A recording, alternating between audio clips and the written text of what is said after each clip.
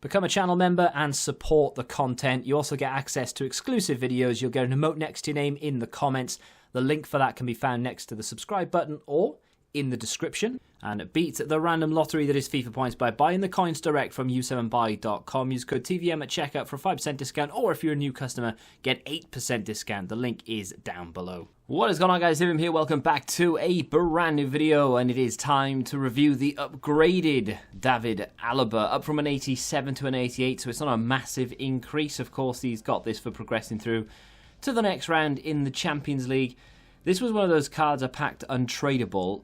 Doesn't really fit my team, but is now probably my best centre-back, so bit of a problem. I do need an icon goalkeeper. Hopefully EA can drop icon SBC soon, and I can get a goalkeeper. But he's coming in quite pricey, and he varies across every platform. Like, the prices are wildly different. So he's around $570 on Xbox, but he's about $690 on PlayStation. He's about $850 on PC. The prices are all over the place. So with that being said, is it really worth spending that much money on a centre-back? You're going to have to be the judge of it. I'm going to tell you whether he's good or not, and then you're going to have to tell me whether you think that's worth it. 3-star skills, 4-star weak foot, medium work rates for a centre-back. I mean, it's not the worst thing in the world. At least he doesn't have a high attacking work rate, medium defensive, but at the same time, it would be really good for him to have a high defensive work rate. But then lean body type, and some pace to boot. 82 acceleration, 81 sprint speed. If you put a chem still on him, which we have, of course, we have a shadow, it's going to go up into the 90s. He's not bad in front of goal if you ever find yourself that high up the pitch. Maybe you're from a corner, or maybe you're playing him as a CDM off the bench. You've got 82 long shots, 87 shot power, which is not terrible at all. 90 short passing, good at free kicks as well. Not that I've ever tried, actually. I've never really looked at it from that point of view. I could have taken a couple of free kicks. I've played with him in competitive games, in friendly games. At the beginning, I think it said 60 or so rivals and champs games. So I've played with him quite a lot. I've never really considered taking free kicks with him, even though I've had numerous free kicks in that time.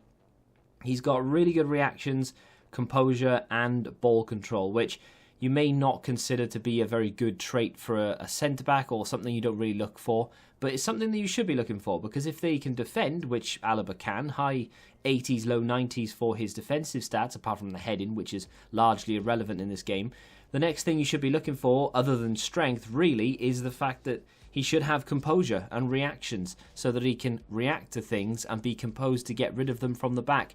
A lot of icons knocking about the place. It's not a flex, because they're not exactly great icons, but I needed them to get everyone together. So I'm trying to use Volt Schmidt, I'm trying to use Caputo, I'm trying to use Alaba. 3 different leagues, 3 different nations. Sometimes you just need to put icons into the team.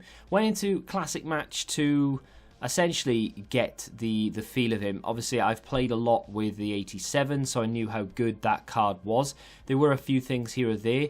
I don't think I ever gave a review. Well, I did a review, but I don't think I gave a rave review. I think I said he was very good, but this was a problem, that was a problem. This 88 feels a lot better. I don't know why, but he just feels a lot better than the 87. He's far more composed on the ball. His passing is, I wouldn't say on point to a point where he doesn't ever miss a pass, because I'm sure he will, but from the back, just playing simple balls out. When using players, I mean, there, for example, he hit his own man. So he did hit the intended target, it just didn't get it under control, unfortunately. But when using different defenders, like Joe Gomez, for example, is still a player that we see even now. We are into March tomorrow, and people are still using Joe Gomez. He cannot pass a ball, Joe Gomez, not well anyway. It is a problem. So when people are still using him, I often find that when they try and get the ball out from the back, they struggle, and then they end up just kicking it on the turn, and it goes straight back to the opponent, and that's how you obviously relent to conceding a goal, because you just can't get the ball out from the back. Alaba has strength, composure, ball control, and above all else, the ability to get things moving again. He can play a ball, whether it be kill a ball through the middle, round the outside, down the flanks, or he can dribble forward and look for the pass that he wants to play. Very, very good passer of the ball, and that's one of the reasons why at the beginning I said perhaps you want to play him as a CDM.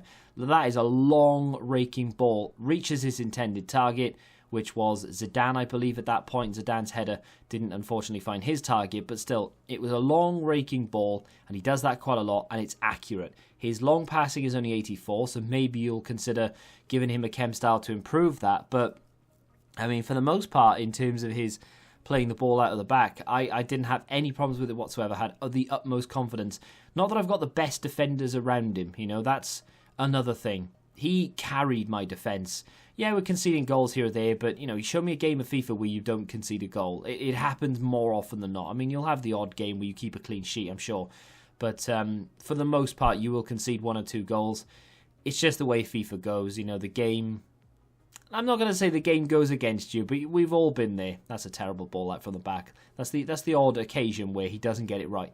But, we've all been there where we've been all over our opponents.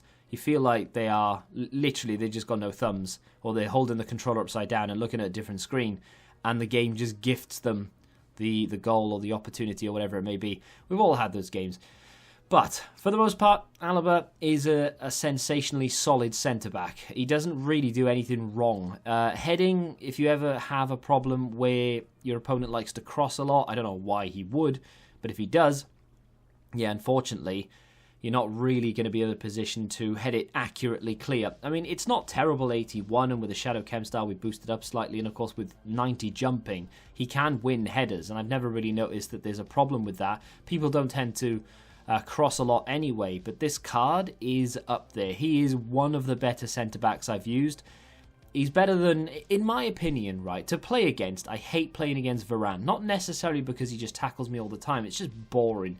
He plays in every team, so if you want a little bit of variety, and you want a player who is capable of doing the same things as Raphael Varane, regardless of which version you have, I think you've got a very good card here. This guy is fantastic. He's very, very fast.